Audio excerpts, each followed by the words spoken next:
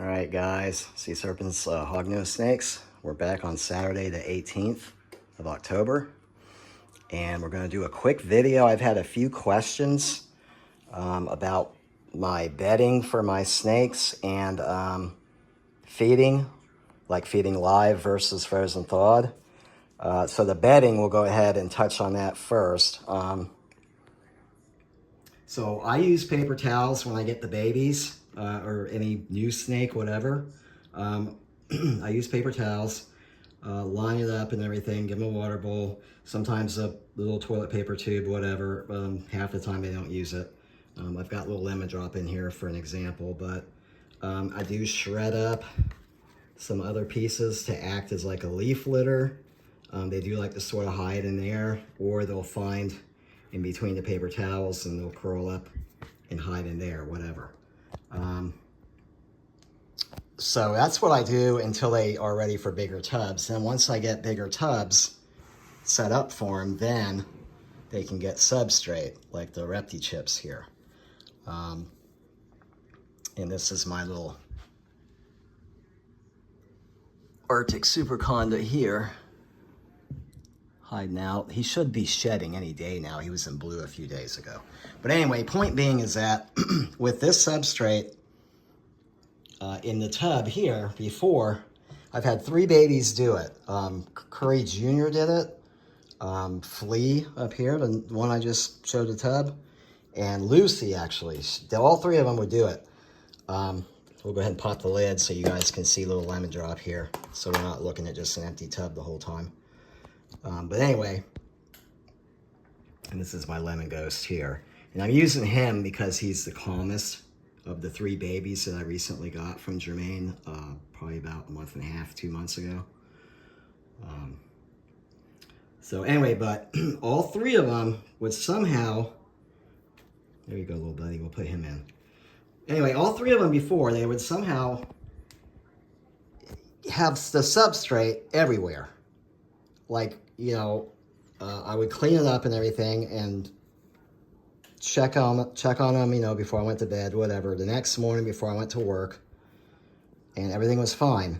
But every single time I came home from work, you know, 9 hours later, whatever. Okay, now he wants to be active. All right, little buddy. The water would either be full of substrate or like almost gone, and there'd be substrate everywhere, all over the sides, everywhere, just wood chips, sandy chips everywhere. The snakes would be covered in sandy chips. So I literally had to clean the whole tub out, clean the snake off the whole bit, give them fresh sandy chips, the whole bit all over again. The next day I'd come home from work, the same exact thing would happen.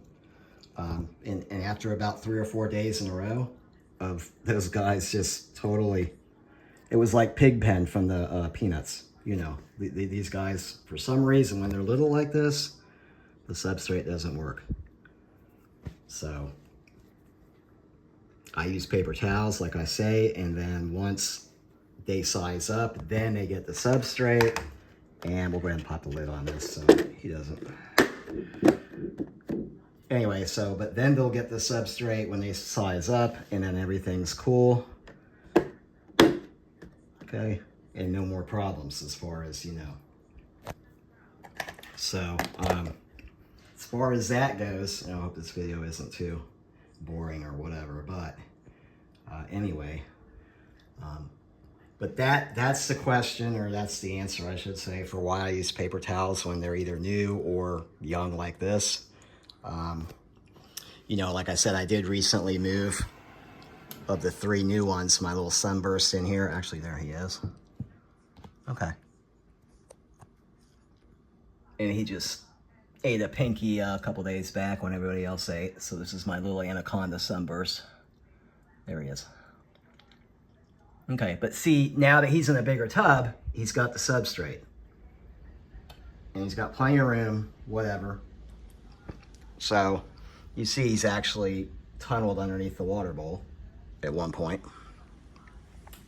So, yeah, he's on the move. Okay. All right, so anyway, just an example. As far as that goes, the other ones, You know, I feed live. Most of my snakes, when I buy them, they're already being fed live. The reptile shops that I normally get them at, you know, they feed them live until they sell, whatever. And it's up to the customer if they want to continue live feeding, or they also, you know, obviously carry frozen thawed, whatever. So, all right, little buddy, a little crimson here. And then this is Peppermint, my little Arctic albino super conda here. So same thing, she's on paper towels too. And of course, the little sunburst next door, he just got upgraded, like I said, but he was on paper towels as well when I had him in one of these tubs. Anyhow, same thing. Anyway, so as far as the live goes, all these hog noses pretty much that I've gotten from Jermaine, Shovel Nose Hogs, he does feed frozen thawed. So, but, you know, I feed live, so they transition over pretty easy. You know, as far as that goes, I haven't had any problems getting a snake from transitioning from frozen thawed to live. So, there's a little Romeo. We'll just show a few snakes ever so quickly here. This is one of my Shovel Nose Hog purchases here.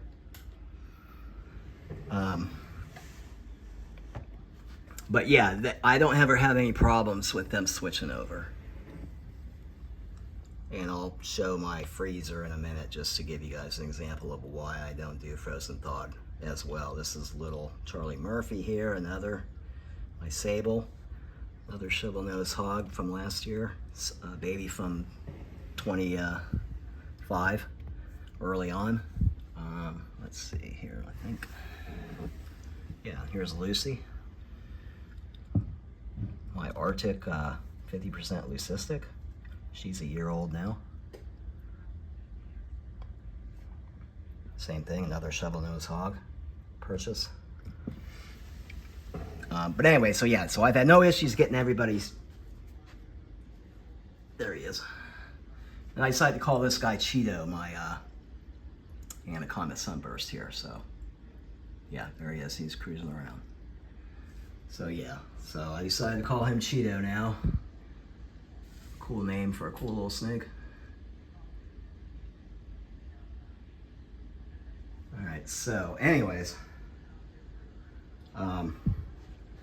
All right, and so now the reason why, you know, I don't do frozen thawed, part of the reason why is because the fridge, you know, it's a smaller fridge, freezer, whatever, and as you can see, not a lot of room to put anything in, really. So, not to mention my wife would literally kill me if she found a little baggie with a mouse or a rat in here freezing, you know. So yeah, that's a no-go. So.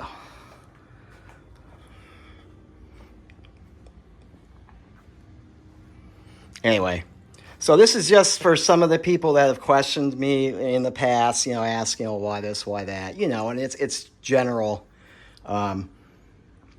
you know, questions to ask, obviously, you know, so I don't have a problem answering questions back and doing a video about it, actually. So, but anyway, so it's a Saturday afternoon, so I'm just kind of putzing around. So anyway, just to answer a few of the questions that some people have.